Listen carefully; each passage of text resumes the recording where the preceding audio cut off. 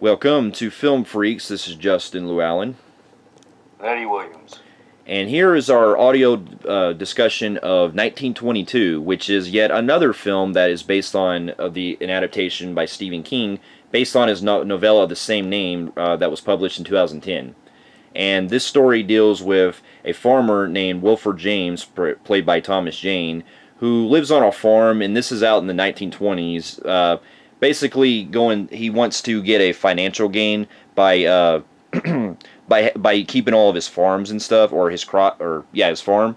And basically, he lives with his wife Arlette and Henry James, and basically his wife feels like she's not like wanting to, she's live the farm life and she wants to live more of the city life. More city life, and she wants to open up her own like dressing salon area up there and wants to live more city. But they kind of have like a little feud because technically she owns the farm, and Thomas Jane's character, he's always been a farmer all his life, and he wants to keep doing that. Yeah. She wants to sell all the land, and she owns it. Therefore, they're bickering back and forth because she said she's going to go ahead anyways and sell it all anyways, and he'll have to leave. Yeah, and this is set in Hemingford Home, Nebraska. And basically, because him and her have a falling out due to him still wanting to keep the farm, he basically conspires with his son, his teenage son Henry, in order to basically conspire him to murder his wife to get the money, which is in the trailer. Yeah, so that was one of the only things. So that's kind of a minor spoiler, but not really a spoiler. Yeah, and so they end up wanting to murder the wife in regards to keeping the property. And then basically the rest of the film deals with the situation afterwards, with him and his son having to keep the body somewhere else, keep it in the back, and the rest of the film they're having to try to get away with it. Now, here's a little backstory. Now, for those of you who have also been watching our channel or listening to our reviews, we've been doing a whole discussion of all these Stephen King adaptations, starting from earlier this year when we had Dark Tower, It. We also talked about Gerald's Game a few weeks ago. And we still haven't done Mr. Mercedes yet. Yeah, we actually did finish. Well, I finished Mr. Mercedes, but I don't know if he has. But we'll actually get to that one. I'm actually getting through it possibly this week, and I'm going to get it out. Okay. Out of the way. Yeah, and so with this one, it actually got me curious because this one starred Thomas Jane, and this is actually the third film that he's been in that's an adaptation by Stephen King, starting with Dreamcatcher, which was probably his worst one that he was in, and then and then you also had his best one, which was The Mist. Yeah, which was fantastic. Yes, and then in this one, it got me really interested because when I was first watching the film, I noticed that Thomas Jane was using like a heavy Southern accent that kind of reminded me of Jeff Bridges. Yeah, and I will tell you right now, he did a very good job at it. He did, yeah.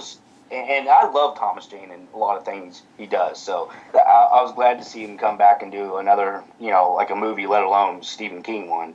So that got me invested. And from the trailers, you kind of see it that is this going to be like, like a monster movie where like the woman comes out and haunts him and shit? But you'll have to see the rest of the story yourself. Yeah, because we won't spoil what happens, but basically the film actually does kind of have a tendency of kind of putting like a murder kind of plot mixed in with a little bit of horror in the same way, so to speak. Yeah. Yeah. And I got to tell you, it's a two-tone movie though. Like, yeah. You got one half. You got kind of like one story. It's kind of like a crime where you got the cops come and investigating. Is she really murdered? Did you kidnap her? What happened?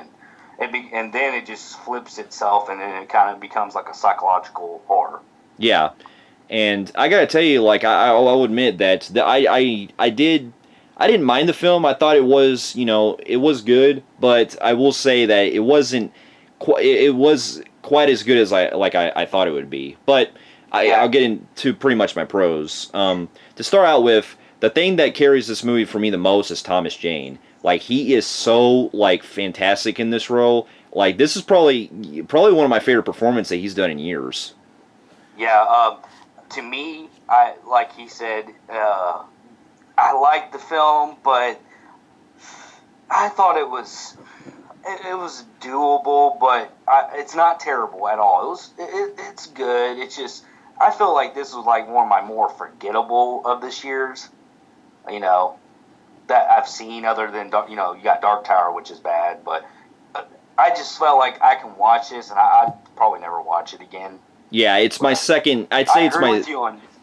I agree with you on Thomas Jane, though. He is the one that holds this film together. Yes, absolutely, and all the stuff that he's going through in order to pretty much, try to be like, scheming into getting his money and stuff, and having to cover up the murder and everything. Like the guy he is unpredictable in this movie, know. And also I will say he did damn good with the accent. Yes, definitely. Holy shit, he did good.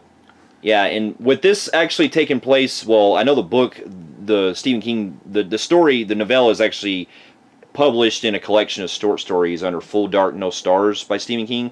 I know that in the book that it takes place in Nebraska, and so this film also kind of has like a Children of the Corn type setting to it as well, which I really enjoyed. It does have that. And not only that, another pro of mine is they do capture the year 1920s very good in this. Absolutely. I mean, it's believable in this area.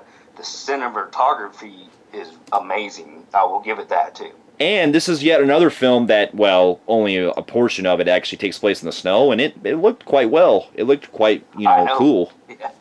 Yeah, I love that. It did look well. Yeah. Yeah. It also had that one dude from God, that played the daughter's father.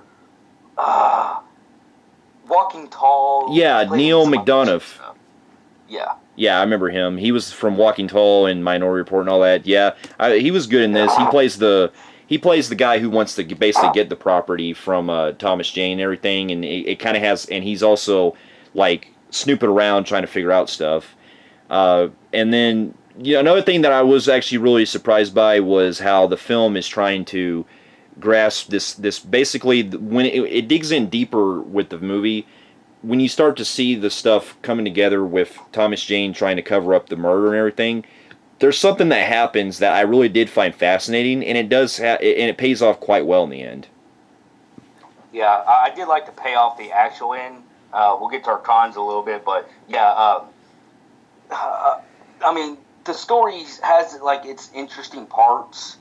And for the interesting parts I have, where it's kind of like, it's kind of like what he did is coming back to bite him in the end. Yeah. Type thing, and I did like that. I do like that kind of setup concept like that. Yeah, that's what I'm saying. And plus, I will say that for what they use, I thought it was pretty brutal too. The way that the murder happens, and you see like some really other creepy shit throughout the movie as well. I know, dude. That was pretty gruesome because like it wasn't like a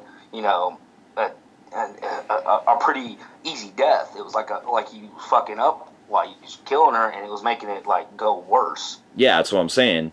And it was bloody too. Yeah, and so the other cast performances were good too. I like the woman that played the wife and the son as well. Now here's pretty much where I kind of get to my cons. Now, as much as I was getting involved with the storyline, I did feel like the pacing was quite padded out in parts. Yeah, this movie's pacing. This is what really got me, and it probably got me worse than you. Man, even though I'm interested in the story, it does tend to lose me a lot because I'm just like, I was pretty much like in it, but at the time I'm like, I'm kind of getting bored. Yeah, because the film does have like a lot of things that are trying to push the story along, but it feels like it's more padded out because keep in mind this story that the film is based off of is actually, I hear it's actually the shortest story of the novella, the collection under Full Dark, No Stars. They say that 1922 is actually supposedly the shortest one, so you can tell that they needed to pad out the running time. Oh yeah, man, because basically what I've read is if you were to go for word of this short story, the movie would probably only be maybe 35 minutes long. Yeah. So this dude had to really drag this out to be a typical 1 hour, 40-minute movie.